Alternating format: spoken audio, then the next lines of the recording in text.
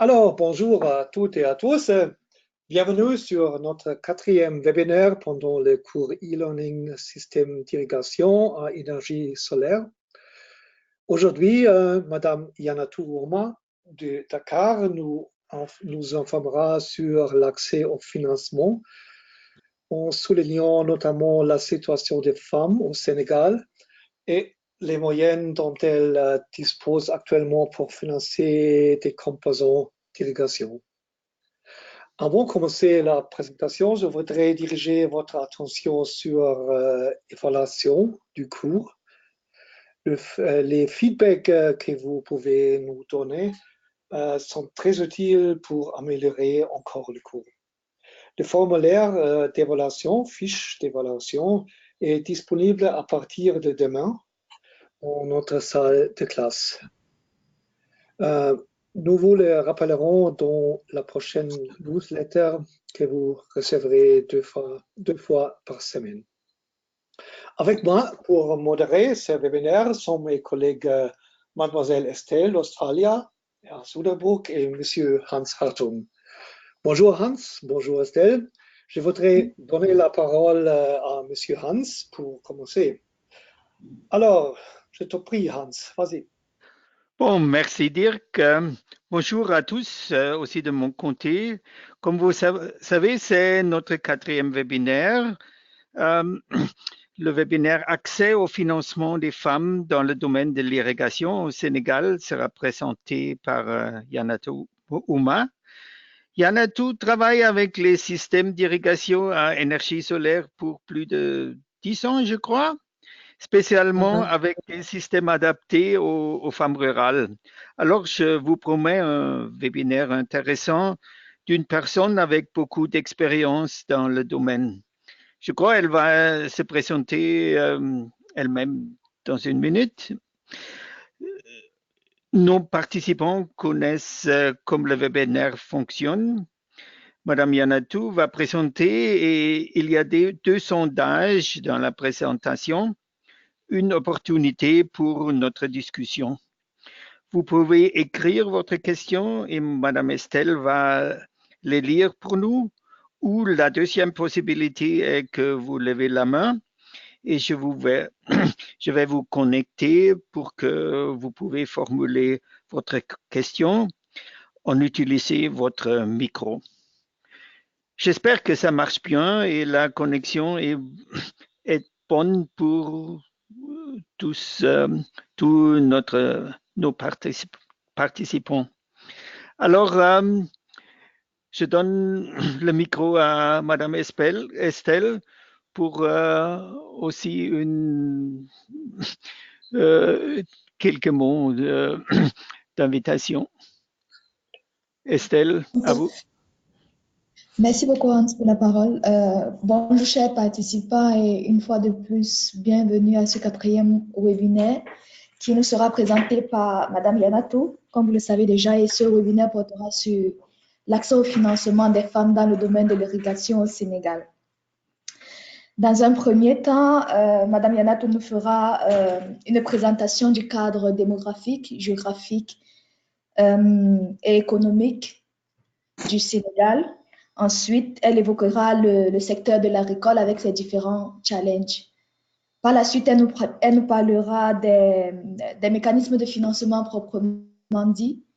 Et comme l'a déjà mentionné Hans et Dick, nous aurons un sondage tout au long de la présentation pendant lequel vous serez appelés à répondre à certaines questions et ce sera également l'occasion de discuter par rapport aux questions posées. Donc, sans plus attendre, je vais passer la parole à Yanatou. Bonjour tout le monde. C'est en fait un très grand honneur pour moi de participer à ce webinaire et surtout en tant que femme de parler des problèmes dont font face les femmes. Pour ma présentation personnelle, je suis sénégalaise et j'habite à Dakar. Je suis titulaire d'un master en marketing et communication et j'ai une expérience d'environ 15 ans dans le domaine du commercial, dont plus de 10 ans dans le secteur des énergies renouvelables. j'ai eu à être business developer pour une compagnie allemande qui a été installée ici. Ensuite, directrice commerciale aussi pour une entreprise aussi sénégalaise, mais qui faisait la promotion des produits des pompes danoises, Grundfos. Mais finalement, je suis directrice de ma propre micro-entreprise, toujours dans le domaine des énergies renouvelables. Voilà la petite présentation pour moi.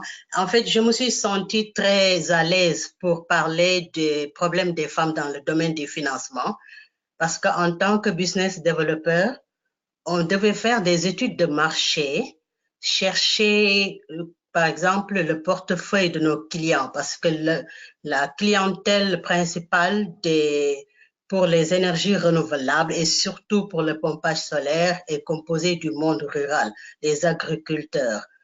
Et comme on avait un petit focus sur les femmes, il nous fallait voir quels sont leurs mécanismes de financement, quels sont les mécanismes de financement avec quoi elles travaillent, leur portefeuille et aussi les possibilités qu'elles peuvent avoir pour payer la garantie et tout. C'est pourquoi, avec toute cette expérience, j'ai choisi ce thème pour pouvoir partager avec vous les conditions des femmes dans le domaine de l'agriculture en particulier. Voilà. Et la présentation sur l'accès au financement des femmes dans le domaine de l'irrigation est sur 3 parties. Donc, comme vous l'avez dit, Estelle, la première partie sera axée sur le Sénégal. Je ferai une petite présentation de mon pays pour que les gens puissent connaître, à savoir sa situation géographique, démographique et économique qui impacte beaucoup sur l'agriculture. La seconde partie traitera des mécanismes de financement et pour les agriculteurs en général et particulièrement pour les femmes. La troisième partie nous montrera en guise d'exemple les organismes ou structures qui ont eu des systèmes de financement diversifiés pour les agriculteurs en général, vraiment, mais avec un large favoritisme pour les femmes. Ces différentes parties seront entrecoupées par des sondages auxquels on vous invitera à participer, à donner votre avis et éventuellement à poser des questions et pourquoi pas à donner des exemples sur les types de financement qui se font dans vos pays. Parce que je sais que les participants proviennent plus ou moins de plusieurs pays. Voilà en fait un petit résumé, la composition de la présentation sur l'accès au financement des femmes dans le domaine de l'irrigation. Sans tarder, je vous montre ici la carte du Sénégal. En fait, c'est une introduction sur la situation géographique.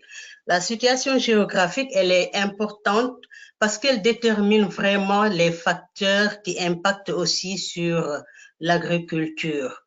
On a un pays qui est situé à l'Afrique de l'Ouest, dans l'Afrique de l'Ouest, bordé par l'océan Atlantique, avec 530 km de côte, ce qui est un gros avantage pour la pêche et qui a aussi de réelles retombées sur l'économie sénégalaise. Et nous avons aussi un climat de type tropical, mais avec 5 domaines. Si vous regardez la carte en bas, vous verrez qu'au niveau de Ziguinchor, c'est plus vert, on a un climat subguinéen. Et cette partie est importante parce que c'est là que l'on appelle le grenier du Sénégal, c'est-à-dire que c'est la partie où proviennent beaucoup de fruits, de légumes et beaucoup de céréales aussi. C'est la partie la plus verte, la plus arrosée du Sénégal. Quand on remonte un peu, on a le climat soudano-guinéen qui est du côté de Kolda. Bon, du côté de Kolda et de Sédhiou, le climat est plus ou moins clément, mais comparé au sud, elle est toujours un peu déficitaire.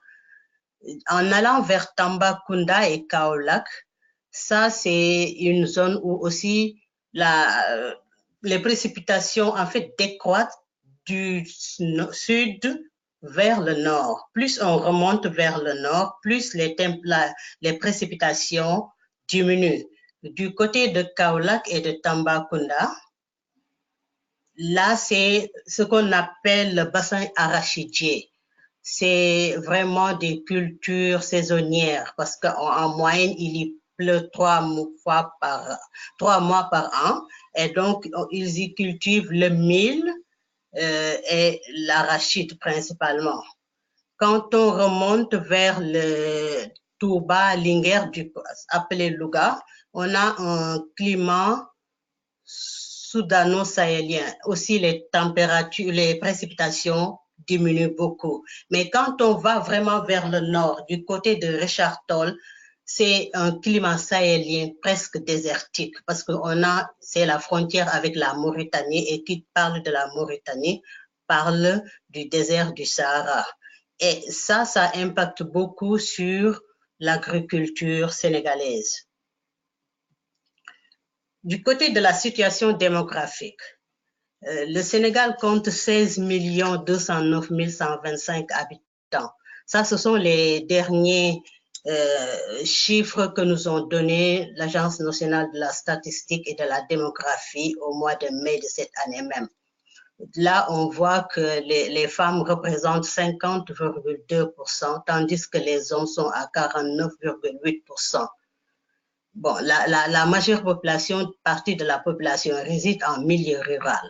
Cela aussi montre l'importance de la population rurale aussi. La population est vraiment jeune parce que la moyenne est de 19 ans. Et ça aussi, c'est un peu, ça fait réfléchir les experts parce qu'ils disent que d'ici quelques années, il y aura un boom parce que ces jeunes de 19 ans devront être en âge de travailler et il faudra les nourrir. Et dans ce cas aussi, l'agriculture a une grande partie.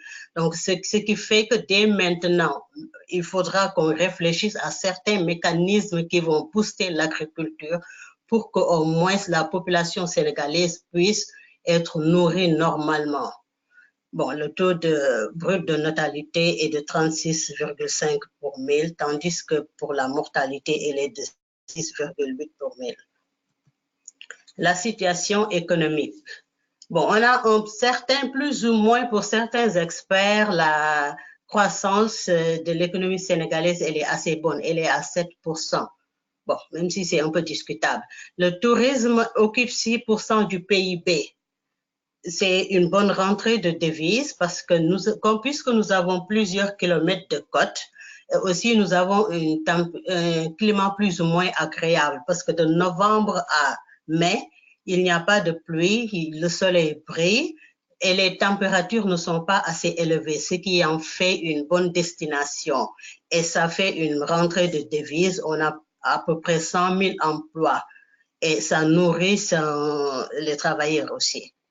La pêche aussi, du fait qu'on a plusieurs kilomètres de côte, la pêche est 3,2% du PIB. C'est le premier secteur d'exportation car nous avons l'une des côtes les plus poissonneuses au monde. L'agriculture qui nous intéresse avec, entre parenthèses, l'élevage est l'activité économique prédominante du pays puisqu'elle représente 17,6% du PIB. Bon, il y a un petit espoir qui se dessine. Bon, ils disent que la production de gaz et de pétrole d'ici 2021 boostera vraiment l'économie du Sénégal. Mais on n'oubliera pas l'agriculture qui nourrit les populations. Bon, ça nous amène à l'agriculture du Sénégal. L'agriculture au Sénégal était plutôt de type pluvial et saisonnière. Du fait de la configuration même du climat. Parce que vous savez qu'en moyenne, il ne pleut que 3 mois. C'est-à-dire que l'hivernage commence de juin à octobre. Et dans certains, par exemple, pour le nord, avec certains calculs, il nous arrive même de voir que c'est presque 1 mois de pluie. Alors que vers le sud, ils peuvent atteindre jusqu'à 5 mois. Donc, pour certaines parties du pays, l'agriculture est plutôt de type saisonnière. Et nous avons comme type de culture le coton et les céréales. Mais dans certaines parties, il y a eu la promotion de l'irrigation. Par exemple, au nord, bien que il y a l'avancée du désert. Nous avons le fleuve Sénégal qui est là-bas. Et vous pouvez le voir, nous avons le fleuve Sénégal qui est là et qui permet vraiment une bonne irrigation. C'est ce qui a beaucoup boosté la culture de riz. Il y a les plus grands riziculteurs sont au nord avec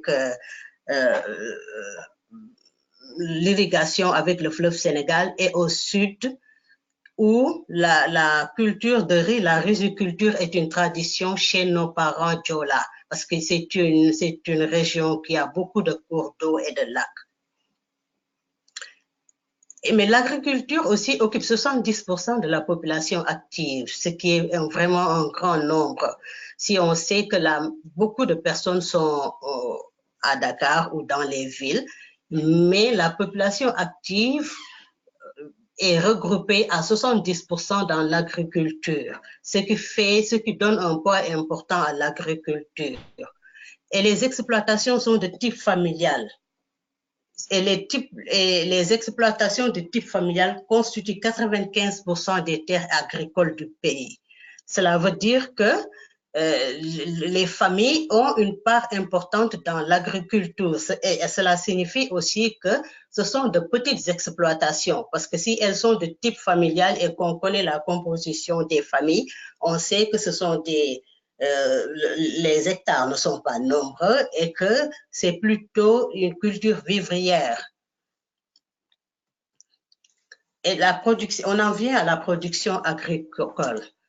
La culture de rente, comme je disais, l'arachide, le sésame et le coton, avec une production de 1 438 101 tonnes en 2017-2018. Nous produisons beaucoup d'arachide, vraiment, durant la saison pluviale. Les 3 mois, on a une très forte production d'arachide, de sésame et de coton. Il y a les filières de céréales qui sont le sorgho, le niébé, le mil, le riz et le maïs. Et ici, il faut signaler que le Sénégal consomme beaucoup. La plupart des cultures qui sont produites sont consommées par les Sénégalais eux-mêmes. Et comme je disais aussi, le riz s'est fortement développé dans le sud et le nord. Mais la plus grande avancée qui s'est faite, et ça aussi grâce à l'irrigation, c'est la production horticole, fruits et légumes. On produit 1,5 million de tonnes en 2018. De par notre consommation alimentaire, notre habitude alimentaire, nous consommons beaucoup de légumes. Le plan national sénégalais regroupe tous les légumes, carottes, navets, aubergines, choux, ce qui fait qu'il y a une grande production. Et aussi, il faut admettre que l'État a beaucoup investi dans ce cadre-là qui a boosté aussi la production horticole. Et c'est une production aussi, une activité où les femmes jouent un très grand rôle dans ce secteur. Mais avec avec une grande production, bien que le riz soit boosté, bien que on a une très grande production d'horticulture, il y a des challenges, il y a beaucoup de problèmes. L'agriculture sénégalaise a beaucoup de problèmes. On a une faiblesse de la productivité agricole qui est imputable aux causes suivantes. La pluviométrie insuffisante ou irrégulière. C'est ce que je disais par rapport à la saison des pluies qui est de juin à octobre et dans certaines parties même, c'est juste un mois. Par exemple, cette année, il a commencé à pleuvoir presque au mois d'août pour se terminer peut-être octobre, ce qui est vraiment très peu, d'où la nécessité de la promotion de l'irrigation. Il y a la dégradation des sols. Et la dégradation des sols a été surtout causée par l'arachide qu'on avait fait à très grande échelle pendant des années. Ça a fait partie de ce qui a beaucoup dégradé les sols. Il y a aussi les manques de semences et d'engrais de bonne qualité. Nos parents agriculteurs se plaignent beaucoup de la qualité des semences. Quelquefois, c'est l'État qui doit leur donner les semences ou quelquefois, c'est eux-mêmes. Mais du point de vue l'irrégularité de la précipitation. Quelquefois, les graines ne sont pas de bonne qualité pour qu'on puisse en extraire certaines qui peuvent représenter des semences. Il y a aussi l'utilisation de techniques traditionnelles et le manque de services d'appui technique. Bon, ça va se voir. On va en discuter aussi plus parce que dans certaines parties du pays, quand on a eu à visiter dans le cadre de notre travail, certaines plantations, on a l'impression d'être vraiment à 50 ans en arrière. Les techniques agricoles sont vraiment très vétustes. Il n'y a pas eu d'amélioration du tout. Et si on regarde même, c'est là qu'on sent vraiment que les femmes souffrent et ont d'énormes problèmes. Rien que pour ça, on peut savoir que c'est très difficile de booster l'agriculture avec des techniques traditionnelles, avec ces techniques traditionnelles. Difficulté d'accès au financement. Ça aussi, c'est ça le nœud de notre webinaire. Ce n'est pas seulement pour les femmes. L'accès au financement est très, très difficile pour les agriculteurs. Il y a 2 ou 3 jours, j'assistais à un séminaire où un des banquiers disait qu'ils n'ont pas trop confiance à l'agriculture parce qu'il y a beaucoup d'aléas et beaucoup d'incertitudes. Il y a aussi un autre point qui fait le point faible de l'agriculture, c'est l'insuffisance d'infrastructures qui limite l'accès au marché et à l'eau. Ça aussi, c'est à voir parce qu'ils font face à d'énormes problèmes à travers la commercialisation de leurs produits, mais aussi à l'eau, qui est aussi un des facteurs les plus importants. Il y a le régime de droit de propriété foncière inadéquat. Bon, il faut le dire que beaucoup d'agriculteurs exploitent des terres qui sont de type familial. Ils l'ont hérité de leurs parents, mais en général, il n'y a aucun papier qui prouve que c'est leur propriété. Et donc, quelquefois, quand ils sont devant les banques pour avoir du crédit, ça devient un vrai point qui les gêne beaucoup dans l'octroi de leur crédit, dans la demande. Le dernier point, c'est la mauvaise intégration des filières insuffisamment organisées et le sous-développement du secteur agroalimentaire. En fait, le point, bon, ça se discute, mais c'est un point.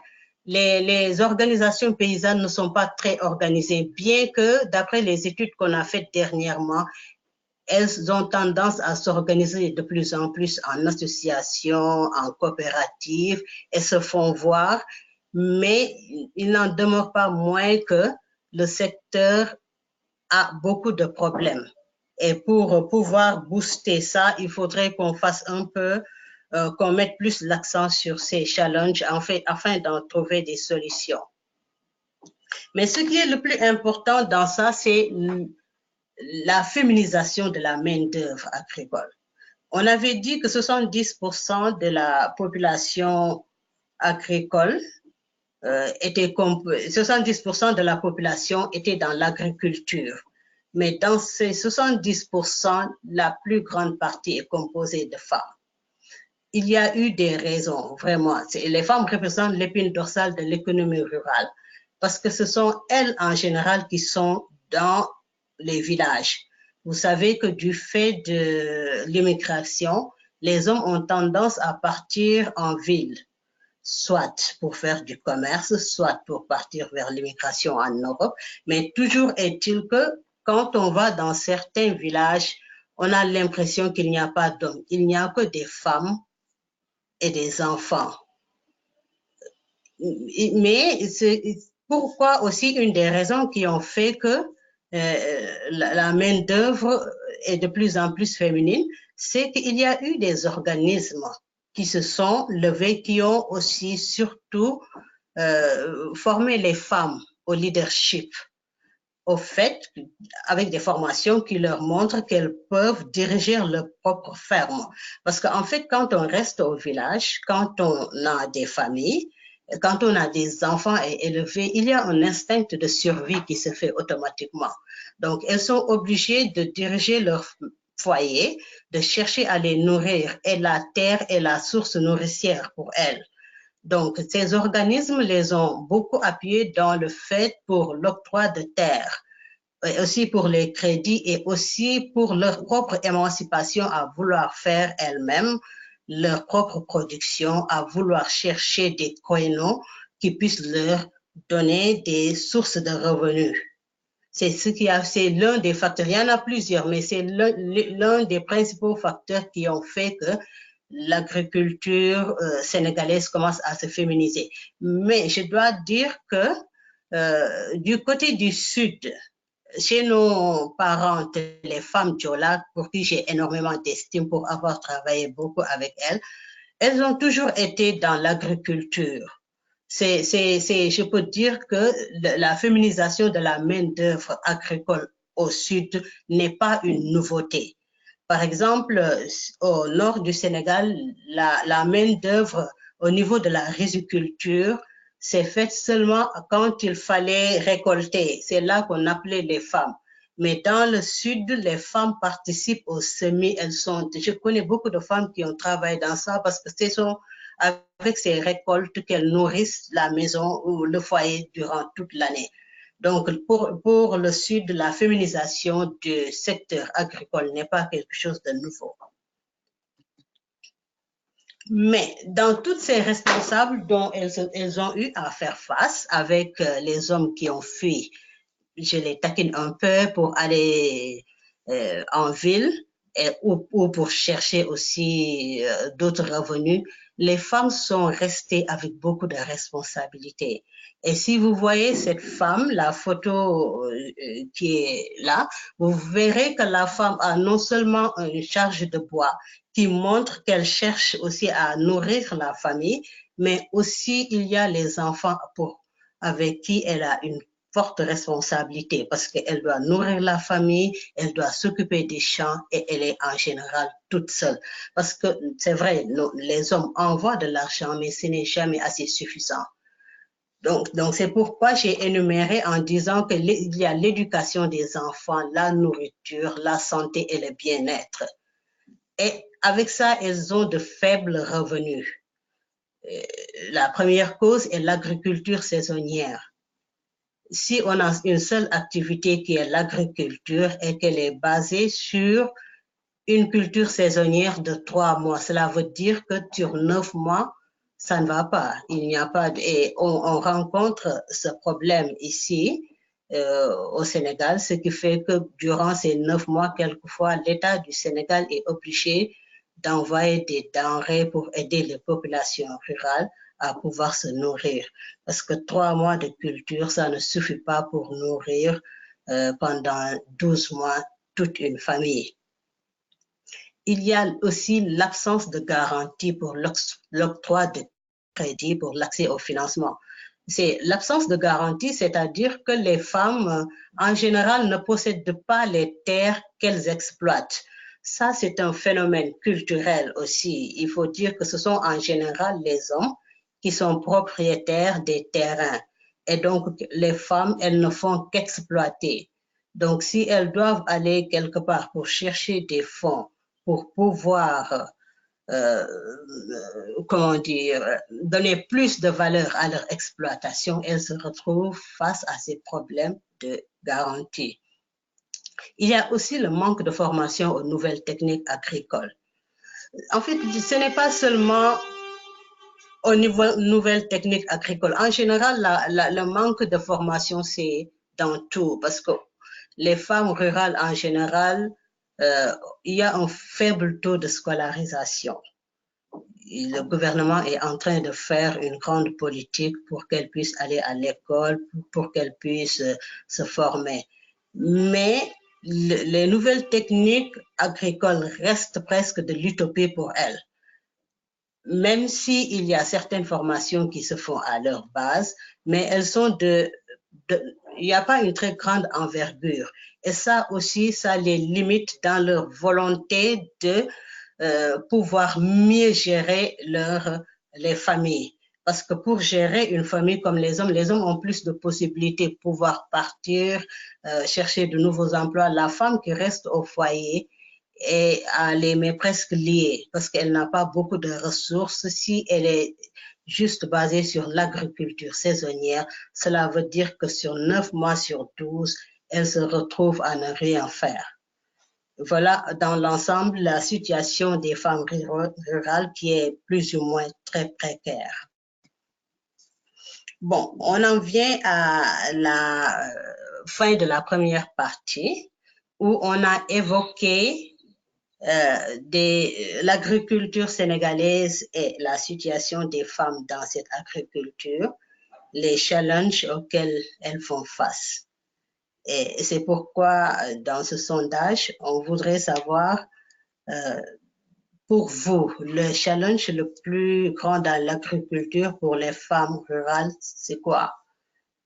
L'accès au crédit, le manque de formation aux nouvelles techniques agricoles, le droit de propriété foncière ou la pluviométrie insuffisante ou irrégulière.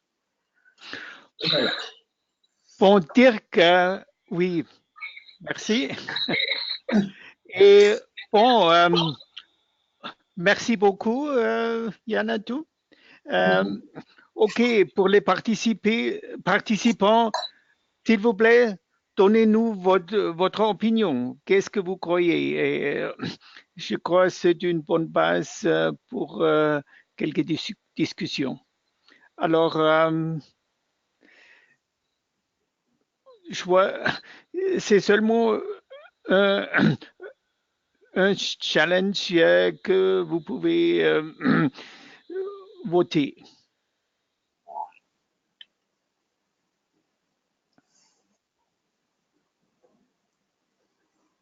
Alors, c'est seulement 50% qui ont voté. Alors, s'il vous plaît, continuez. 52 maintenant. Alors, on espère, on attend un peu.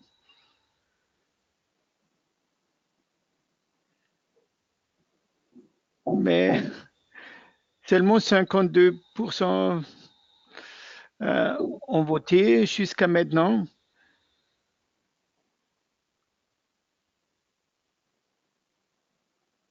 « 60% maintenant.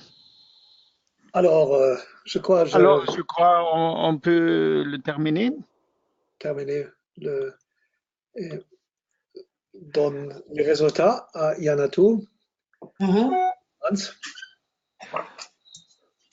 Oui, peut-être vous pouvez voir, accès au crédit, c'est 33% de nos participants ont choisi l'accès au crédit.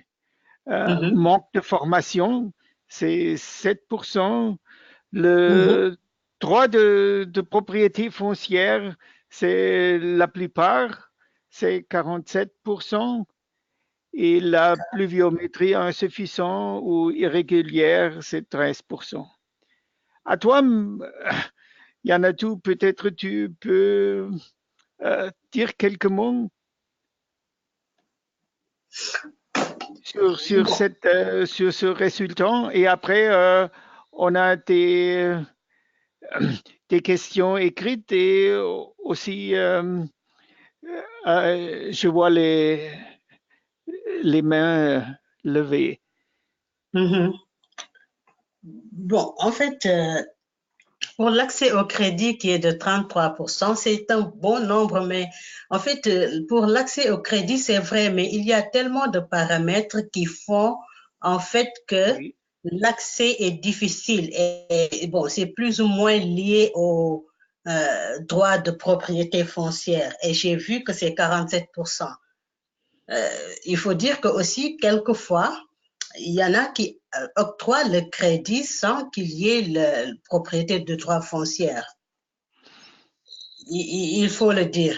Mais bon, ça aussi, c'est important parce que quand nous avons parlé avec beaucoup de femmes dans le cadre de notre travail, elles ont beaucoup elles se sont beaucoup plaintes de ça. Et aussi, il y a eu des organismes qui ont été créés par le gouvernement du Sénégal juste pour faciliter l'accès aux femmes au foncier. Bon, peut-être Estelle, tu peux nous lire quelques questions des participants? Oui, oui. La première question vient de Mamadou So. En fait, sa question est de savoir quel type de régime foncier existe-t-il au Sénégal? Est-ce que des réformes ont-ils été réelles? Est-ce que des réformes ont-ils réellement fonctionné? Oui, vous voulez lire toutes les questions ou bien? Peut-être, oui. D'abord, les questions écrites. Qu'est-ce qui vous arrangerait? Je lis toutes les questions ou bien... Oui, Oui. oui. OK. La deuxième question vient de Fraj Shemak. Y a-t-il une réflexion sur la possibilité de permettre à la femme de s'approprier de la terre?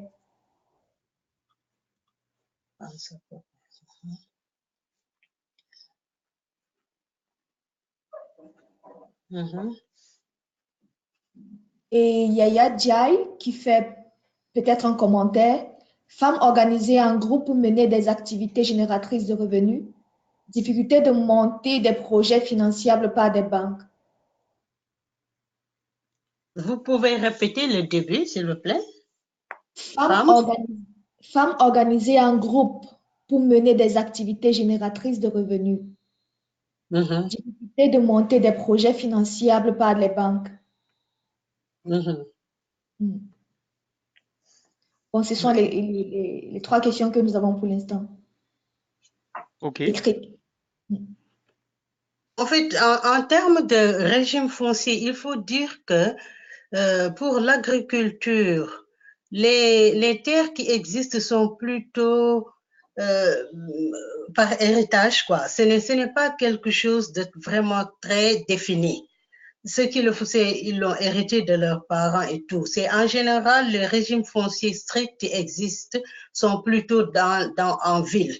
Mais là, il n'y a pas quelque chose de vraiment très défini, il faut le dire.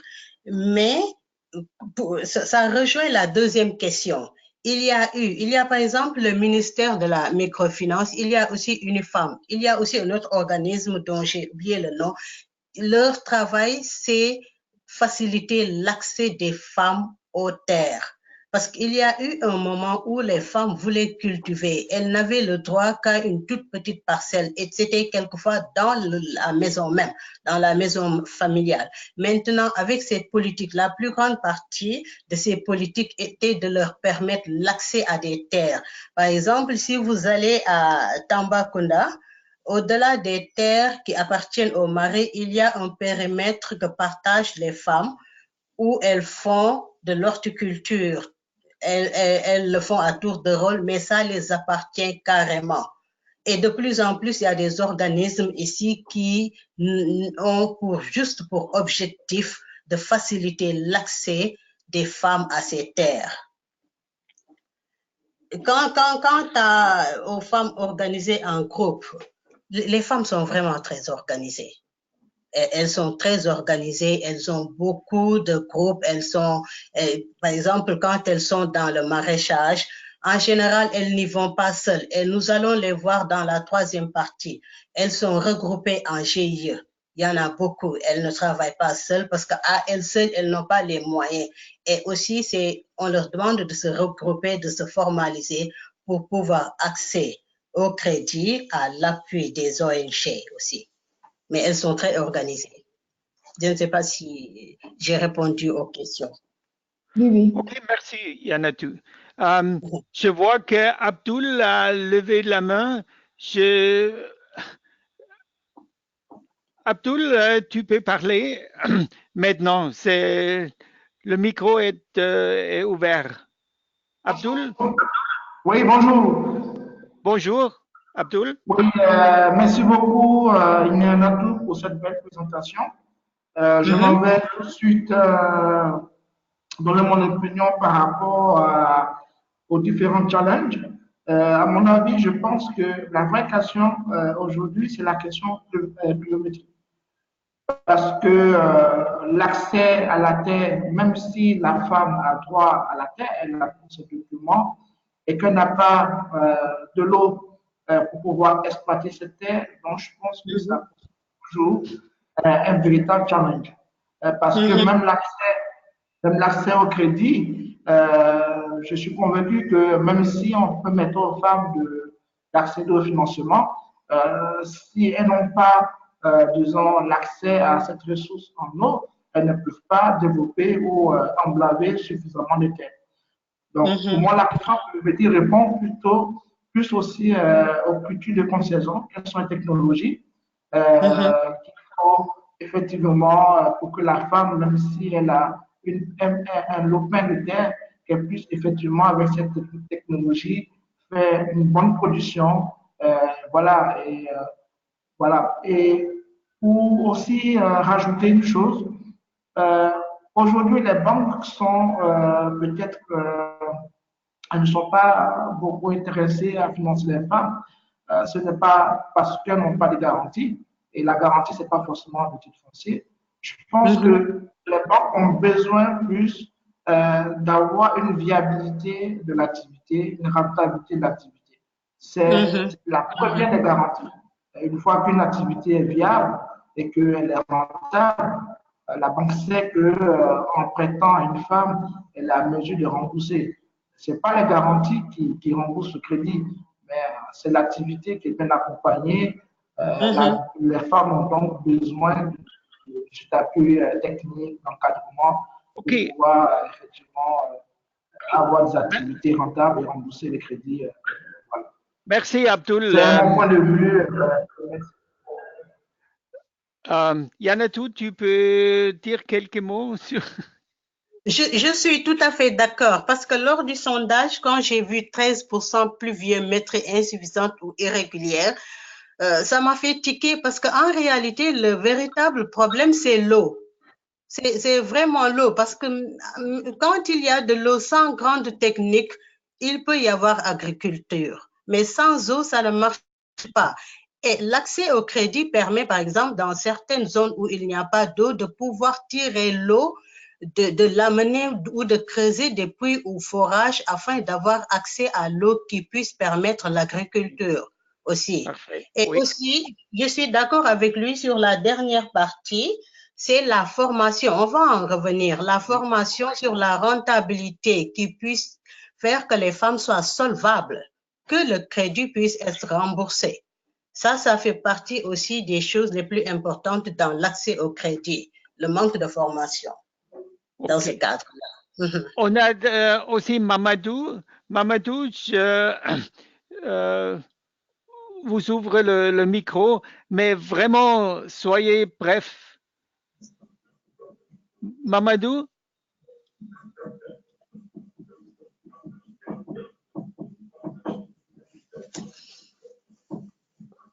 Mamadou? Oui, allô, bonjour. Bonjour, Mamadou. Allô? Oui, bonjour. Oui. Bonjour, Yanatou. Bonjour. En fait, oui, je voulais juste demander, est-ce que vous avez des cas concrets où l'irrigation à partir de l'énergie solaire a pu rendre, par exemple, une ferme viable? Par exemple, chez nous en Guinée, dans la plupart des cas, il y a des organisations qui viennent aider les femmes, qui donnent des semences, qui accompagnent, qui donnent des agents, qui accompagnent les groupements. Les femmes sont réunies en groupement. Mais en réalité, quand on évalue financièrement, on trouve que la rentabilité n'est pas là. Et je me dis qu'une banque privée, une banque commerciale ne peut pas donner de l'argent à ceci, comme le disait tout à l'heure un autre intervenant. Mais on comprend que lorsque il y a un paquet technologique qui accompagne les fermes, qui accompagne l'agriculture, on peut obtenir des rendements parce que nous sommes dans des pays où la majorité des denrées alimentaires sont importées. Ça veut dire que lorsqu'on met un paquet d'accompagnement, on peut rentabiliser les exploitations agricoles. Je voulais juste demander ça. Merci. Yanadou, juste... Oui, oui, oui, il faut reconnaître que là, vraiment, il y a Oui. beaucoup d'exemples. Il y a beaucoup d'exemples où l'irrigation a permis vraiment de développer le secteur très, très bien. Si on va dans les Niayes, ou s'il y a la culture, le maraîchage, ça fonctionne avec l'irrigation. Et aussi, dans la dernière partie de ma présentation, on montrera certaines organisations qui ont eu recours à l'irrigation et qui ont eu de très bons résultats. Juste en guise d'exemple, à travers l'irrigation, le Sénégal est un grand producteur d'oignons maintenant. Nous sommes presque autosuffisants en oignons, alors qu'on importait l'oignon qui venait de Hollande. Maintenant, l'État est obligé de stopper l'importation de l'oignon et nous consommons notre oignon local. Ça, c'est une avancée. C'est une grande un exemple. Oui. Alors, c'est Suleiman. Je vais ouvrir le micro, Suleiman. Oui, bonjour, bonjour. Bonjour, bonjour. C'est Suleiman Ly, je suis ingénieur agronome. Je suis au niveau de la région de Louga. Je travaille dans un projet du gouvernement du Sénégal. Voilà, je voulais tout juste féliciter quand même la présentatrice. Vraiment, elle a très bien présenté le Sénégal dans son ensemble, avec vraiment toutes les caractéristiques du Sénégal. Maintenant, je voulais tous apporter ma contribution par rapport aux challenges les plus grands au niveau de la vie. Parce que moi, j'ai répondu le droit de propriété foncière. Pourquoi j'ai dit ça? Parce que nous, au Sénégal, actuellement, je pense qu'on est loin sur beaucoup de choses. Même l'accès au crédit, comme la présidente l'a dit, maintenant, on est en train d'organiser les femmes en GIE, en GP, au moins. Il y a des projets qui les financent, surtout dans le côté, dans la production maraîchère. Vraiment, ils s'en sortent très bien. Même en utilisant l'énergie solaire pour des parcelles de 1 à 5 hectares. On le fait. Maintenant, notre seul problème d'abord, comme vous le savez, c'est le foncier. Le foncier pose problème. Parce que le foncier, comme elle l'a dit, c'est ça. Hein? Actuellement, le droit, par exemple, les terres appartiennent, par exemple, à l'exploitation, au chef de ménage, je vous dis, au chef de famille. C'est eux vraiment qui ont le droit. Maintenant, c'est vrai qu'au Sénégal, c'est ce qu'on appelle le domaine national. C'est-à-dire que les terres appartiennent à l'État. Mais bon, ce qui se passe, c'est parce que les terres sont confisquées par les chefs de ménage qui disent que maintenant, c'est eux qui sont les détenteurs. Ce qui est à revoir. Je pense que ça, on peut revoir ça, beaucoup de choses sur ça. Maintenant, concernant la pluviométrie, c'est-à-dire, c'est vrai que pourquoi je n'ai pas mis pluviométrie, c'est parce que pluviométrie, c'est la pluie, hein, alors qu'au niveau des maraîchers, on a besoin de la maîtrise de l'eau. C'est-à-dire, au niveau de la maîtrise de l'eau, il y a ce qu'on appelle les eaux de surface et les eaux souterraines. Maintenant, il y a des projets. Les projets, comme il y a deux projets phares du FIDA et d'autres projets de la Banque mondiale, ils ont vraiment travaillé là-dessus, sur les eaux de surface et les eaux souterraines. Ils ont développé beaucoup de choses concernant le maraîchage, surtout en focalisant sur les femmes et les jeunes. Est-ce que vous voyez, donc cela veut dire que l'effort au niveau du Sénégal, on est en train de faire des efforts pour au moins prendre en compte l'aspect les plus vulnérables. Parce que nous, les plus vulnérables, c'est quoi? C'est les femmes et les jeunes. Et ces genres de projets-là appuient les femmes par rapport à ça. Je pense que ce qui est beaucoup plus marquant d'abord, c'est d'abord ici, droit de propriété de foncière. C'est ça que je vais merci, Suleiman. dire par rapport à. Donc, vraiment, je vous remercie. Merci beaucoup. Alors, c'est aussi Yaya qui... Non, elle n'est plus levée. C'est Frage, le dernier discutant. Je vais ouvrir le micro. Alors, Frage, allez-y. Oui, bonjour Hans. Oui, bonjour Hans. Bonjour Madame. Oui, bonjour Madame Lianato. Je vous remercie beaucoup pour cette présentation très claire. Moi, juste, je vais réagir par rapport à votre présentation. Donc, surtout dans le cas de la Tunisie, je vous dis tout de suite que la Tunisie a la même configuration que le Sénégal, avec deux différences, juste que la carte est un peu renversée. Hein. Donc, chez nous, c'est le sud qui est vraiment le désert et le nord, c'est la région humide. L'autre différence, que en Tunisie, on ne fait pas de riz. Donc, par rapport à cette question d'eau, donc, même si on est en stress hydrique, donc on consomme peut-être moins d'eau. Alors, ma question, toujours sur la question du régime foncier, et vous avez évoqué que au Sénégal, donc, c'est les terres par héritage. Donc, l'appropriation, c'est par héritage. Et donc, j'enchaîne avec ma question. Donc, si c'est par héritage, pourquoi la femme, elle ne s'approprie pas? Est-ce que c'est un problème de coutume? Ou est-ce que la politique l'interdit complètement de s'approprier de cette terre? Donc, si c'est par héritage, par exemple, en Tunisie, nous, la femme, elle hérite donc le demi de l'homme. Mais on est en train de réfléchir, est-ce qu'il y a possibilité de faire la parité entre les deux? Donc, c'est ça ma question. Donc, je vous remercie encore une fois. OK, merci beaucoup, Fraj. Alors, c'est à vous, Yanatou, et après, vous continuez la présentation. Ok, en fait, je remercierai d'abord Suleiman. Il a donné beaucoup d'informations. On voit bien qu'il est dans le milieu. Il s'y connaît très bien. Voilà, en fait, il a répondu presque pour Frage à propos du système foncier. Parce qu'en général, ce sont les chefs de famille qui héritent. Ce sont les terres appartiennent aux chefs de famille.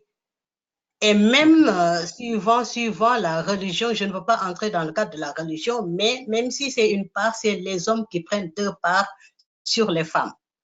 Et en général, on dit que les femmes, ce sont les enfants d'autrui, elles partent. Les terres restent. Donc, ça appartient au chef de famille en général. Ça, c'est un problème. Ça, je ne dis pas que c'est un problème, je ne remets pas en question la culture, mais c'est la réalité qui fait que les terres appartiennent aux hommes, aux chefs de famille. Maintenant, les femmes y travaillent parce qu'en général, ce sont elles qui restent dans les foyers. Et on va demander à Suleiman, puisqu'il est dedans, ils vont faire un plaidoyer pour que les femmes aient plus de terres. Parce que moi-même, je veux des terres pour cultiver. Puisqu'il est dans le réseau, quoi. OK, je crois qu'il faut continuer parce qu'on est déjà un peu en retard. Allez-y. D'accord.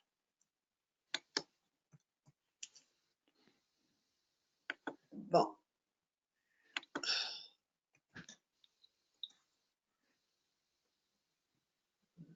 J'ai un problème. Bon. Bon, maintenant, nous venons au mécanisme de financement, puisqu'on a parlé l'un des problèmes qu'il y avait dans les challenges au niveau de l'agriculture en général, que ce soit pour les hommes ou pour les femmes, c'est le financement. Maintenant, quels sont les mécanismes de financement qui existent vraiment pour l'agriculture? Il y a les institutions financières classiques, les banques agricoles. Il y a les systèmes financiers décentralisés, les mutuelles d'épargne et de crédit. Il y en a beaucoup. Hein. Il y en a beaucoup. Il y a les coopératives agricoles, Urmex, CNCA qui est la Caisse nationale de crédit agricole, Urmex qui est l'Union rurale des mutuelles d'épargne et de crédit du Sénégal. On est juste aux énumérations. Il y a les fonds d'appui au développement. Il y a le PNUD, vraiment, le Programme des Nations Unies pour le développement, qui appuie beaucoup dans l'agriculture. Il faut dire que les fonds sont là, disponibles, mais comment? On va y revenir. Il y a l'ONU Femmes. L'ONU Femmes aussi, il y a beaucoup de fonds qui sont pour les femmes. Beaucoup de fonds qui sont pour les femmes dans le domaine de l'agriculture, qui sont pour les femmes et pour les enfants. Il y a la FAO, il y a USAID.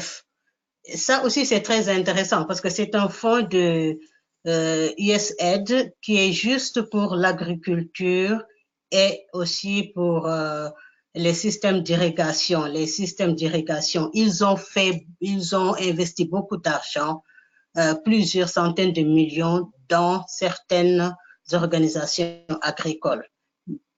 Il y a les fonds taïwanais, il y a aussi la coopération espagnole Unos Manudos qui intervient surtout dans le sud du Sénégal avec l'association Karongen qui appuie aussi les femmes. Concernant les agences, il y a le ministère de la Femme aussi qui aide beaucoup les femmes. Il y a ANIDA qui qui a des fermes familiales, vraiment, où c'est un package d'environ 12 millions. Bon, je ne sais pas si ça a changé, mais quand je travaillais avec eux dans ce programme, c'était ça, où il y avait une ferme d'1 hectare, où il y avait un poulailler. C'était une ferme où la famille pouvait travailler et vendre les revenus. Il y avait aussi la pisciculture. Pour dire qu'il y a des fonds qui existent, il y a le DER. Le DER aussi, qui est un programme, une agence pour l'entrepreneuriat rapide, qui finance aussi certains programmes agricoles ou certains agriculteurs, parce qu'ils financent des GIE ou des individus dans la promotion. Il y a aussi le FONGIP. Tout ça, ce sont des structures étatiques qui sont là pour financer les agriculteurs en général, pas spécifiquement les femmes, mais en général.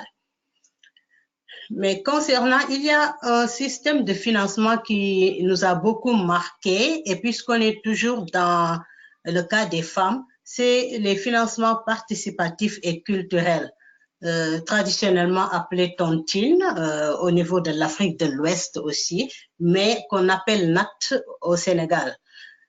C'est géré exclusivement par les femmes.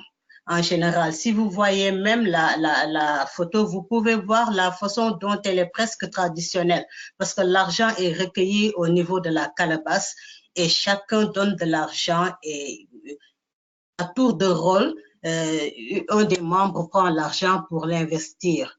Bon, c'est une tontine qui m'a beaucoup marqué parce qu'en général, l'argent qui est dedans n'est pas le montant n'est pas très élevé, honnêtement, parce que il faut reconnaître que l'investissement pour un système d'irrigation est assez important.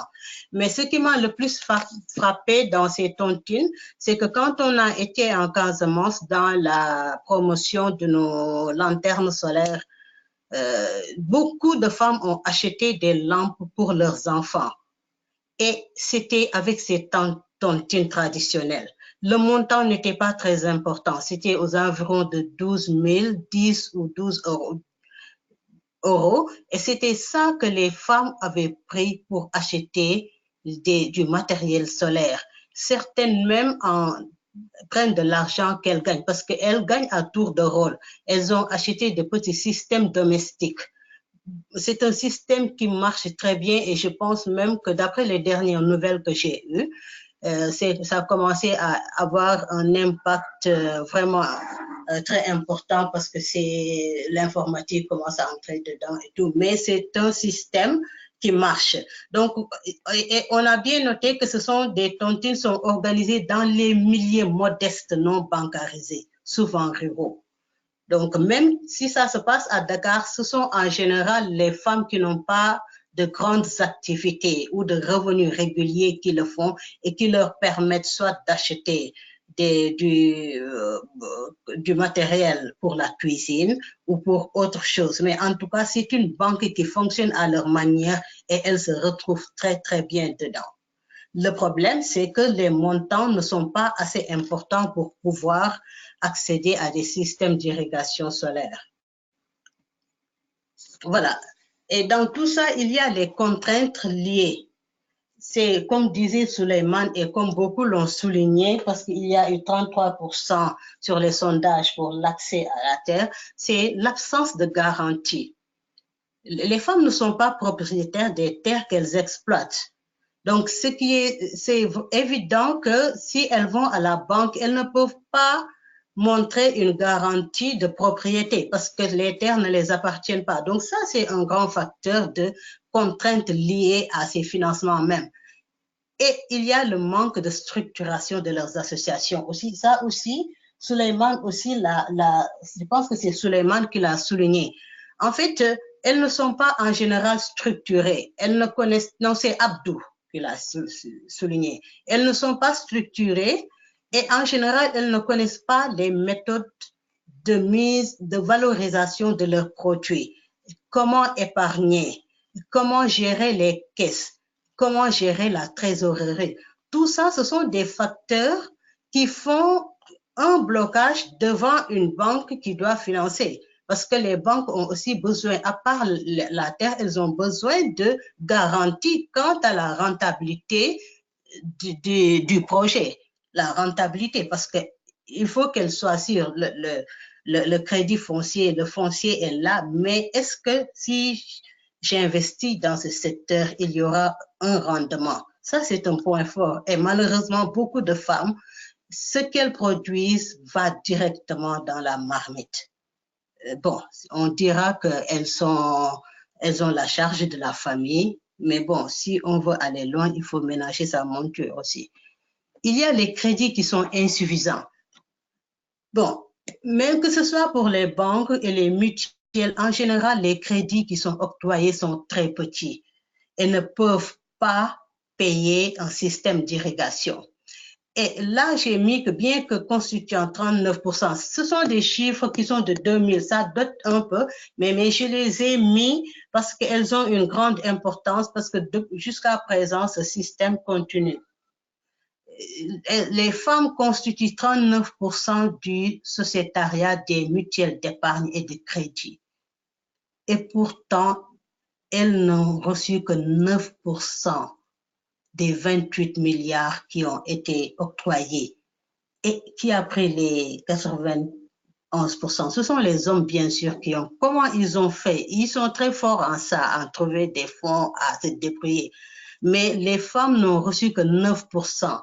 Alors que beaucoup de femmes, parce que quand on leur demande de faire un projet, une des règles qui existent est qu'elles doivent adhérer ou bien elles doivent faire partie d'une mutuelle. Mais les fonds qui sont octroyés sont en général très faibles et elles courent derrière. Il y a beaucoup d'exemples où les femmes courent derrière des financements jusqu'à s'épuiser, elles laissent tomber parce que ce qu'on leur demande est vraiment hors de leur portée. Il y a aussi la durée de remboursement qui est relativement très courte. Par exemple, on te demande de rembourser sur 1 an, 2 ans, alors que la récolte n'a même pas encore commencé. Ce sont des choses en général qui découragent beaucoup les femmes dans ce domaine. Il y a le manque de compétences en gestion, c'est ce qui rejoint le manque de structuration, parce qu'elles ne sont en général pas très compétentes en gestion.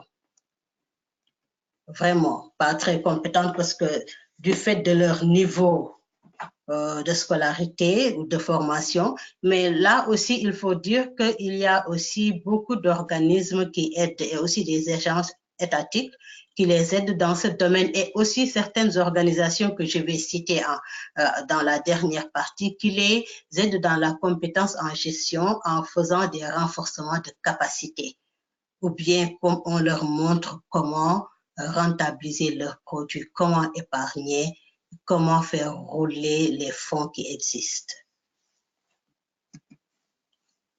Bon, pour aller rapidement, puisqu'on avait perdu aussi beaucoup de temps dans la première partie, et donc ce serait de voir avec vous la contrainte la plus grande pour l'accès au financement des femmes rurales. C'est le crédit qui est insuffisant ou l'absence de garantie, ou le manque de structuration de leurs associations ou la durée de remboursement relativement courte.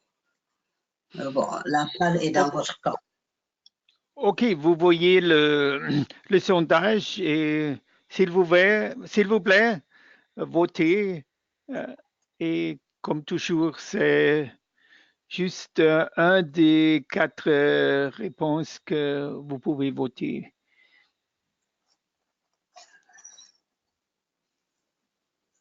Bon, on a 35% des participants, 46, 50 ont voté maintenant.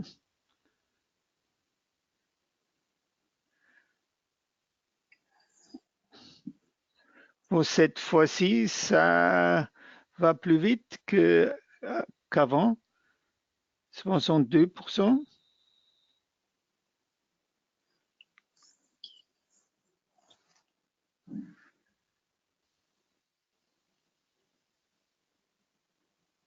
Alors, allez-y. Alors, allez-y, oui. Il y a Alors, on est à 69%. Ah.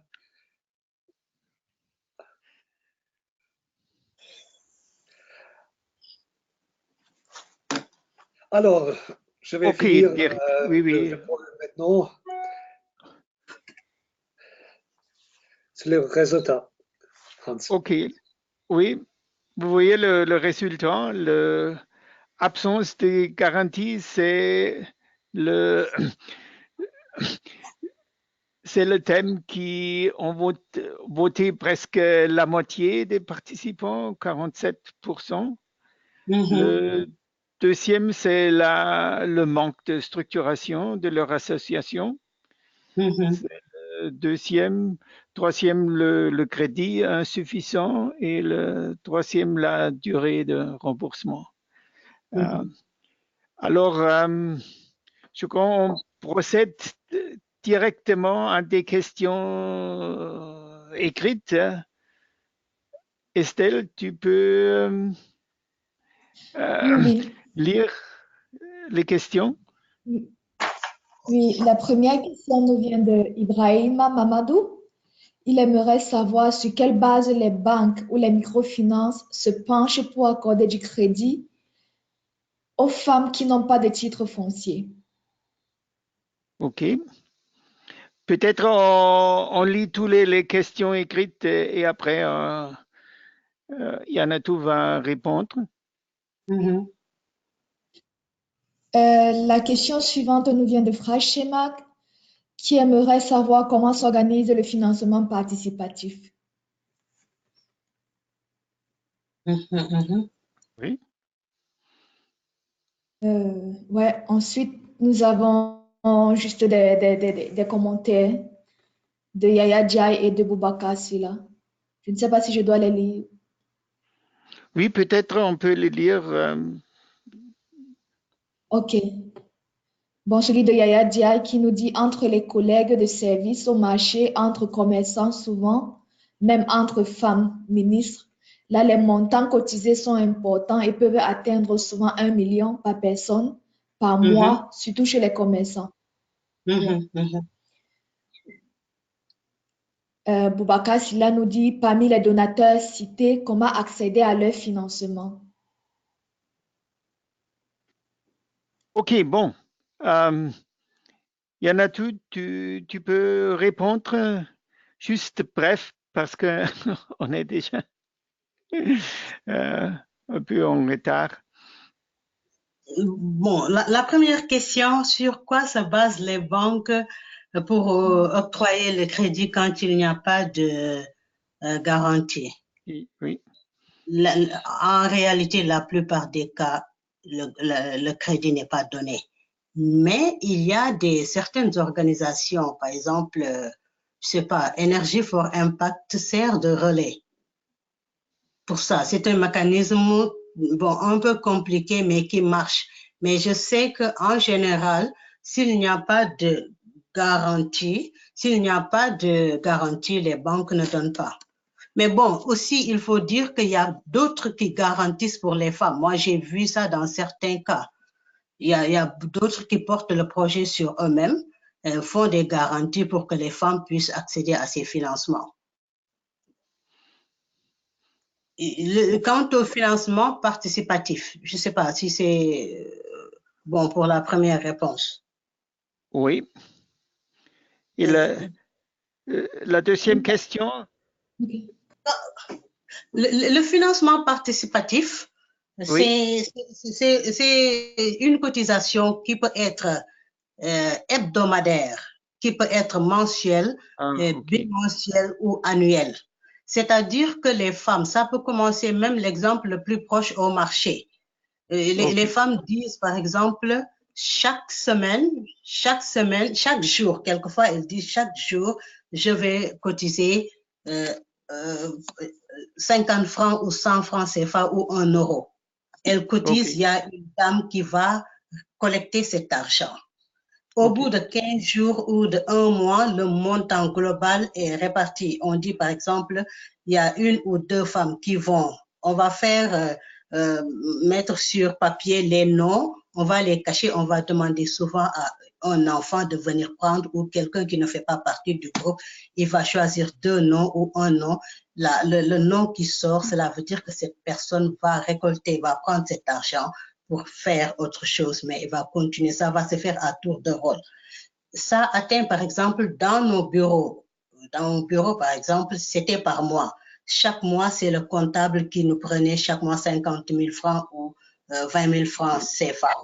Et automatiquement, il y a quelqu'un qui pouvait prendre 500 000 francs CFA pour un projet. Il y en a qui font des tontines qui vont jusque pour payer le ticket de la Mecque, pour le pèlerinage à la Mecque. Donc, c'est quelque chose qui se fait. Mais ça, c'est des personnes qui ont plus de revenus. Si nous revenons à des agricultrices, ce sont des femmes qui n'ont pas beaucoup de moyens. Donc, ce qu'elles récoltent en général ou l'argent qu'elles amassent ne leur permet pas d'acheter du matériel de grande valeur. En général, c'est ça. Et aussi, il y a, je pense, c'était comment accéder à l'heure. En fait, voilà pour les organismes qui font des fonds. Je pourrais les donner après, à la fin, envoyer. Il y a beaucoup d'organismes, surtout des Nations Unies et même certains étatiques, où il y a des fonds. Bon, il y a beaucoup de contraintes, mais il y a une certaine base pour demander des fonds dans le projet agricole.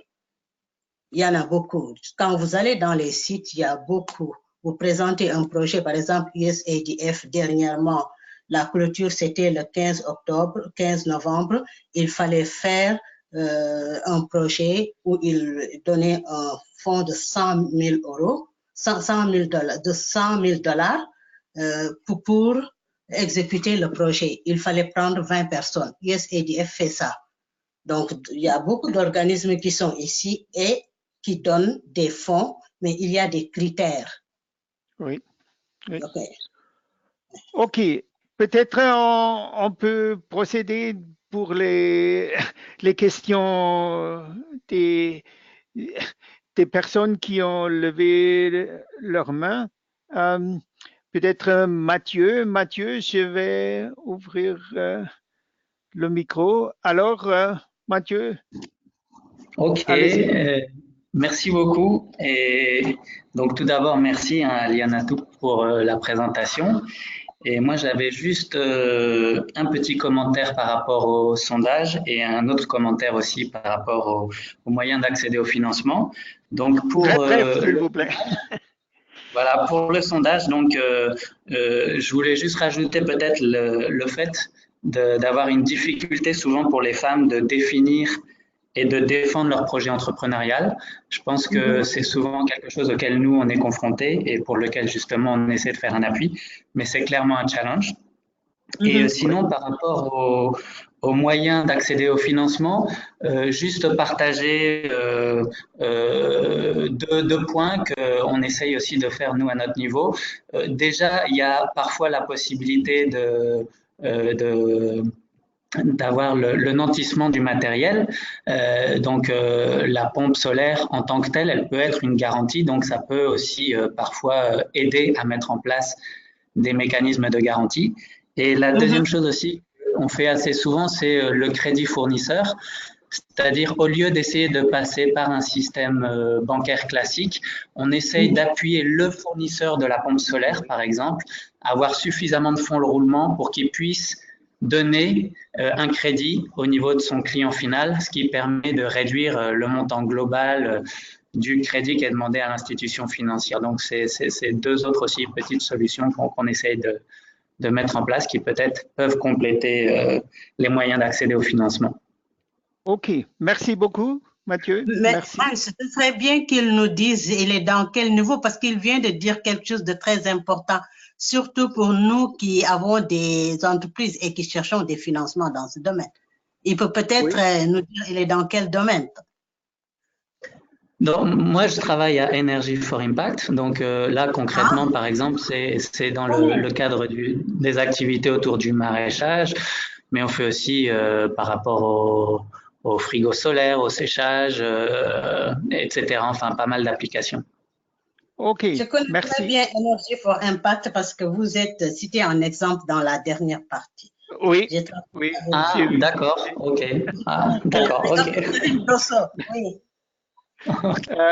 C'est aussi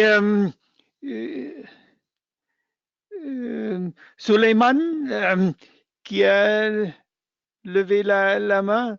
Suleiman, mais vraiment très bref parce qu'on a seulement 15 minutes pour finir. Voilà, peut-être tout juste saluer quand même la présentatrice encore, parce que vraiment, ce qu'elle vient de dire là, vraiment, je partage quand même entièrement ces expériences qu'elle a dit. Peut-être il faut augmenter par rapport aux bailleurs de fonds qui vont financer le FIDA, c'est-à-dire le Fonds international de développement agricole, qui vraiment qui travaille beaucoup en milieu rural, surtout avec les femmes et les jeunes. Je pense que cette organisation-là, c'est important. Il faut l'ajouter dans votre base, quoi. C'est important. Là, c'était ça. OK, merci, Suleiman. Et le dernier, c'est Abdul, mais Abdul, vraiment très, très bref. Hein? Abdul? Merci beaucoup, merci Nyanatou. Je pense que Mathieu a déjà emboîté le pas sur ce que je voulais avancer. Je vais juste renforcer une étape qui est très importante. Je pense que les financements qui sont pour les femmes, surtout dans l'agriculture, faite par les mutuelles, les financements ou les institutions de microfinance, c'était plus ou moins des financements de semences et autres. Maintenant, en parlant de mécanisation de l'agriculture et avec les technologies qu'il faut associer à cela, c'est très important en termes de coûts. Donc, même les tontines que les femmes font n'arrivent même pas à compenser la moitié du coût de l'équipement. Donc, ce n'est pas un financement qui est adapté. Donc, il est important peut-être d'orienter ces agences de développement, ces financements des ONG ou des programmes de l'ONU, tels que l'UNIFEM, vers des structures adaptées. Et pour mettre en place un écosystème très important, que chacun dans cet écosystème joue son rôle. Les institutions de microfinance ont besoin de financement à des taux intéressants qui peuvent, eux, les permettre de refinancer les femmes à des taux intéressants avec des durées de remboursement intéressantes et que on les renforce. Elles ont besoin aujourd'hui, ces institutions de microfinance, de connaître les modèles qui fonctionnent, comment les technologies fonctionnent, quels sont les risques et quels sont les avantages pour elles. Ce qui aussi les motive, par exemple, à accepter des nantissements pour certains équipements qui ont été déjà éprouvés. Donc, il faut mettre en place un système qui permet d'avoir une durabilité autour de ce sujet, agriculture, énergie, de telle sorte qu'on évite qu'il y ait des dons ou il y ait des subventions qui sont là et qui ne sont pas durables. Donc, pour moi, il faut mettre en place un écosystème très, très, très intéressant et qui pourra permettre la pérennisation des projets agricoles.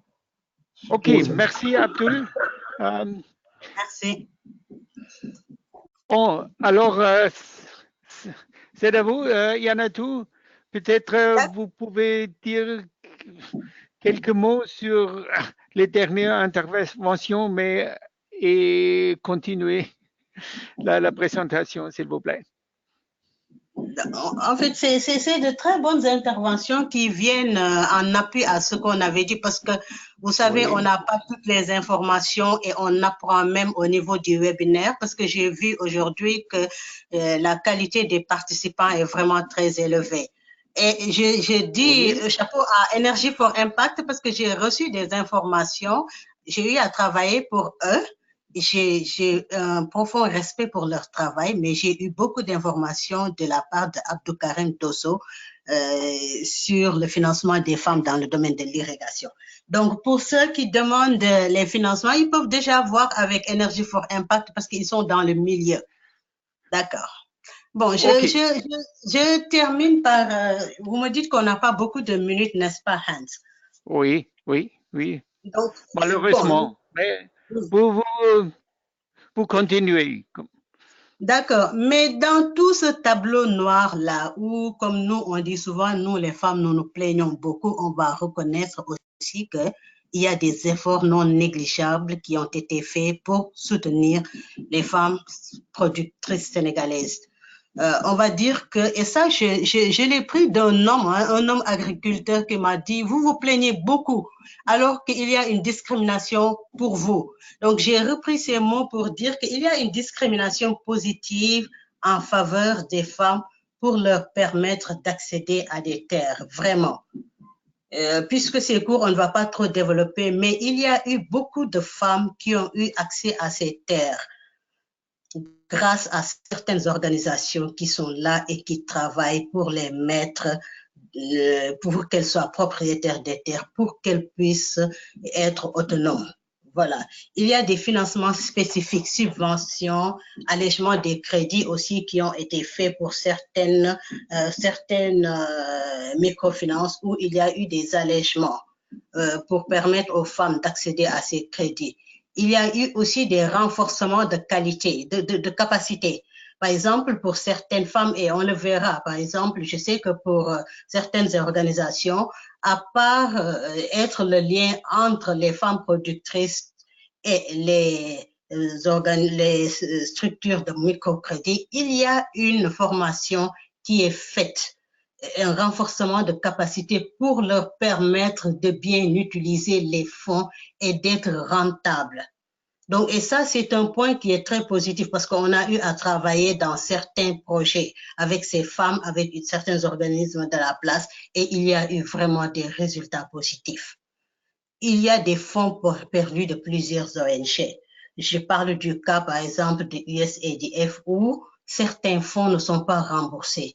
C'est vrai que les critères de sélection sont vraiment assez durs, mais ne sont pas remboursés. Il y a aussi Unos Manudos qui est au sud du Sénégal, à Ziguinchor même, où, avec le programme Karongen, où ils financent des pompes solaires avec irrigation. Par exemple, moi, quand je travaille pour Bonergie, il y a eu 3 années consécutives où on a gagné le marché de 14, 15 ou 16 pompes destinées à des femmes. Et c'était des fonds perdus. Vraiment pour dire qu'il y a des organismes qui travaillent dans ce cadre-là. Et aussi, c'est intéressant parce que les résultats ont été assez impressionnants. Parce que comme on le dit, les femmes, quand elles ont des revenus positifs, elles l'injectent dans la famille, dans les enfants. Bon, peut-être ce sont les hommes qui vont chercher à épouser d'autres femmes. C'est pourquoi les résultats et les impacts ne sont pas très visibles. Bon, donc je donne des exemples. Je donne des exemples, par exemple, dans le domaine que je maîtrise le plus. Il y a, par exemple, le cas de Bonergie. C'est une entreprise sociale où le but est de lutter contre la pauvreté. C'est une entreprise qui, par exemple, fournit du matériel de système d'irrigation solaire, à savoir la pompe, les systèmes d'irrigation. En général, il y a une particularité pour les organisations de femmes. Et là, la Bonergie ne demande pas vraiment de garantie. Ce qu'elle fait, c'est qu'elle demande aux femmes, elles viennent, elles disent, voilà, nous voulons ce type de pompe parce que nous voulons travailler dans le maraîchage. Nous faisons une étude et nous leur faisons un devis. Je parle de Bonergie. Leur font un devis et là, la discussion commence. Et c'est un système vraiment très allégé parce que il est demandé à la femme ou au groupement, parce qu'en général, elles sont en groupement. Elles payent 40% et le reste, les 60% sont payés après les récoltes et ça peut être sur 18 mois. Si c'est une récolte d'oignons, par exemple, c'est après la campagne. Il y a un montant, par exemple, ça peut être 300 000 francs CFA ou 500 000 francs CFA, parce qu'en général, le maraîchage donne beaucoup de revenus. Elles peuvent payer. Et ça se fait pendant 3 campagnes. Donc, les femmes le font et ne sont pas inquiétées du tout. Parce qu'en général, quand elles vont vers l'entreprise pour solliciter, elles sont déjà au courant parce qu'on fait d'habitude des prospections dans ces zones pour leur parler des systèmes de financement. Elles ont la possibilité de payer. Et on a eu à rencontrer, ça c'est une image de femmes après l'installation d'une pompe qu'elles font. Vous voyez comme c'est vert, parce que c'est un modèle qui est répliqué. Elles y trouvent leur compte, elles ont des revenus et elles vous disent carrément le bien-être de la famille a vraiment atteint des proportions vraiment très intéressantes. Et il n'y a pas en général de pression. Elle paie suivant la récolte. Donc ça, c'est un exemple. Un deuxième exemple, c'est Energy for Impact, dont l'approche est de soutenir les entreprises qui permettent aux communautés, aux réseaux d'accéder à l'énergie. Energy for Impact, moi j'ai eu à travailler avec eux à Tambacounda même pour les frigos dans le cadre de l'énergie productive. C'est une organisation qui joue un rôle important. Non, ce qui est le plus important avec cette organisation, c'est la formation et le suivi. Parce que je donne l'exemple, il y a eu plusieurs fois des problèmes avec le remboursement du crédit parce que s'il n'y a pas de garantie, c'est un problème. Mais il y a eu des problèmes, mais avec eux, ils ont des agents qui suivent les femmes dans leur production. Qu'est-ce que vous produisez? Qu'est-ce qui est meilleur? Est-ce que vous ne devez pas changer? Ils représentent des garants entre, quelquefois, l'institution de microfinance ou l'entreprise qui octroie ou qui installe. Et dans ce milieu, ils jouent un rôle très important. C'est dans ce cadre-là que les dernières informations que j'ai eues avec Abdou Karim Dosso, avec qui j'ai travaillé et que je loue beaucoup son travail, les informations qu'il m'a données, c'est qu'ils ont fait une vingtaine de femmes entrepreneurs ou groupements dans le domaine du maraîchage, 11 à Tamba et 2 à Kayar et 5 à Lompoul. Ça a déjà une vingtaine de femmes qui ont eu accès à le système d'irrigation. Grâce à ça, c'est à louer, parce qu'une vingtaine, ça peut être une centaine. Ça, c'est quelque chose pour les femmes. Et ils ont facilité l'obtention d'un crédit de 17 millions pour 10 pompes solaires. Ça aussi, c'est à louer. Ce sont des résultats. En fait, cette dernière partie montre que malgré tout ce schéma où il y a beaucoup de problèmes, il y a des organisations qui travaillent et dont les femmes se retrouvent vraiment. Il y a aussi 10 autres ont été subventionnés à hauteur de 10 à 11 millions. Donc là, c'est le travail de Energy for Impact dans la zone. Il y a aussi Corprobat, c'est le collectif régional des producteurs de bananes de Tambacounda qui sont au Sénégal oriental. C'est une très grande organisation qui regroupe 48 GIE, dont 5618 membres, composé de 35% de femmes. J'adore ce collectif parce que les femmes y jouent un rôle très important. Et à part le Corprobat, il y a Aprovac qui est entièrement réservé aux femmes, qui est dans ce collectif. Ils ont une production annuelle de 29 595 tonnes de bananes. Il faut dire qu'au début, au Sénégal, on importait vraiment la banane. On ne pouvait pas imaginer que la banane pouvait venir du Sénégal, mais ils ont beaucoup amélioré leur filière. Concernant le système de financement des pompages, les informations que j'ai reçues de M. Ndao, qui est le secrétaire général, c'est qu'il y a un préfinancement qui se fait avec les producteurs. C'est Corprobat qui finance les pompes, mais les producteurs paient après par récolte. Et il y a un pourcentage qui est prélevé.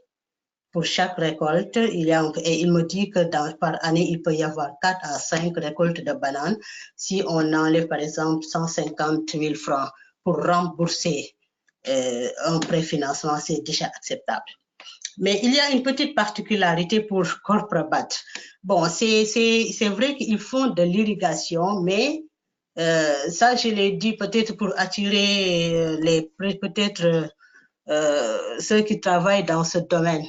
Ils sont toujours avec l'irrigation, avec diesel, bien qu'il y ait un financement. La question, bien sûr, que je n'ai pas pu m'empêcher de poser, c'est pourquoi est-ce qu'ils n'ont pas encore fait l'irrigation solaire? Ils m'ont dit qu'ils ont eu plusieurs propositions, mais aucun ne les satisfait parce que c'est une organisation qui a de l'argent où ça marche. Ils ont beaucoup de millions. Même nous, quand on travaillait dans ce domaine, on a eu à faire des tests là-bas, mais on n'a pas pu faire une bonne proposition. Bon, je pense que pour le cadre est là, il est idéal. S'il y a une bonne proposition, que ce soit, parce que je sais que même les Italiens sont allés là-bas pour leur faire les plantations de bananes consomment beaucoup d'eau et l'eau est tirée du fleuve Gambie. S'il y a des organisations ou des entreprises qui sont assez structurées ou assez fortes pour pouvoir assurer le système de pompage, ce serait une très bonne chose parce que ça leur permettrait d'être vraiment, d'avoir une production bio et de pouvoir vendre à l'échelle internationale. Voilà, je pense que c'est tout ce que j'avais à dire sur les systèmes de financement. S'il y a des questions ou des commentaires, je suis à l'écoute et je vous remercie.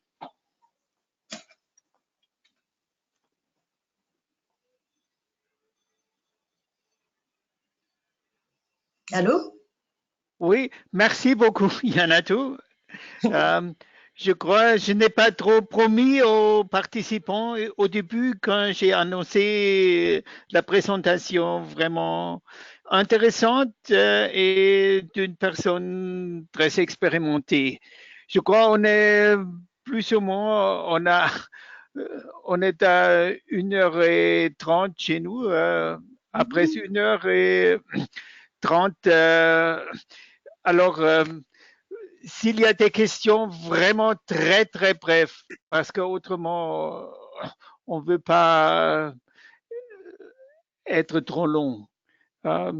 Peut-être, et s'il y a quelques questions écrites, Estelle, tu peux les lire?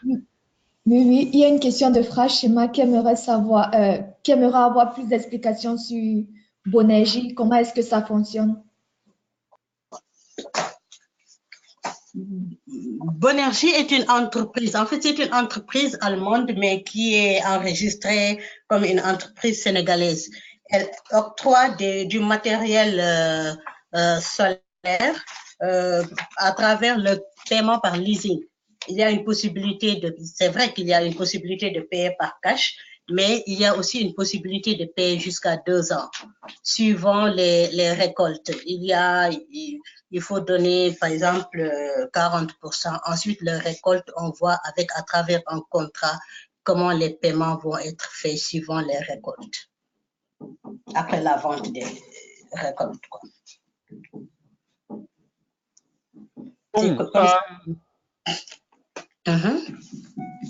Est-ce qu'il y a une autre question, Estelle? Autrement, je crois il faut que nous nous arrêtons. Bon, il y a Talamano qui demandait tout à l'heure si les fonds étaient disponibles dans tous les pays ou uniquement au Sénégal. En général, les fonds des Nations Unies, les fonds de USAID, tous ces fonds sont disponibles dans plusieurs pays. Je sais que USAID, par exemple, c'est dans 12 pays, Bénin, Côte d'Ivoire, Burkina, c'est dans 12 pays. Mais en général, ces fonds sont disponibles dans plusieurs pays de l'Afrique de l'Ouest. Ok, je crois qu'il faut nous s'arrêter. Merci beaucoup, Yanatou. C'était vraiment très, très bon et très intéressant pour tout le monde. Je donne la parole à Estelle et après Dirk va clôturer. Mais merci encore. C'est moi qui vous remercie. Merci Hans pour la parole. Merci également Yanatou pour cet exposé vraiment très intéressant, comme l'a mentionné Hans. Et j'inviterai de ce fait les participants qui n'ont pas eu de réponse à leur question de ne pas hésiter de se rendre sur le forum avec ces questions et ces dernières pourront être discutées. Nous vous remercions vivement pour votre participation très active, je dois le dire, à ce webinaire et nous vous invitons également à demeurer motivés pour la suite du programme sur les systèmes d'irrigation énergie solaire. Merci une fois de plus. Dick? Oui, merci Estelle. Et merci beaucoup, Yamato, c'était très intéressant. Vraiment plaisir. Oui. Merci aussi à nos modérateurs, Estelle et Hans, et naturellement à vous, chers participants, pour votre intérêt et votre contribution. Comme toujours, le webinaire a été enregistré et il sera disponible en vidéo dans notre salle de classe, dans la section discussion webinaire. Alors, merci bien encore une fois à tout le monde et au revoir. Merci, au revoir. Au revoir. Au revoir. Au revoir.